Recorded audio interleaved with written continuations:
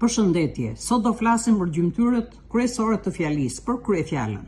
Fjalia thjesht përbëhet nga kryefjala dhe kallëzuesi, ose grupi i kryefjalës dhe grupi i kallëzuesit.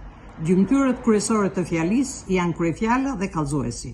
Kryefjala shënon frymorin a sendin që kryen hapson veprimin e shprehur nga folja. Kryefjala gjendet me pyetjet: kush, cili, cila, cilët dhe cilat. Kryefjala shprehet me emër në rastën emërore trajta e shquar. 1. Shqipëria po bën hapa përpara.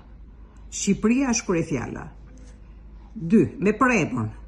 Ai punon sa për 2 veta. Kryefjala është ai me përemër vetor. Ky është punëtor. Ky është përemër dëftor që shprehet për kryefjalën. Numëror. 3 të tjerë po pritnin në këmbë. Kryefjala shprehet me numëror. Pesa është numër tek. Kryefjala shprehet me numëror, pesa. 4. Grup emëror. Besa e shqiptarit dëshmohet nga një botë e tërë. Tu kryefjala shprehet me grup emëror. Emër bërthan plus emër në rastën gjinore. 5. Grup emëror mund të jetë dhe i zgjeruar.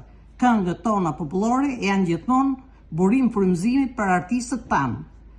Emër bërthan plus përemër pronor plus mbiemër. 6. Me emër të trajtës së pashquar.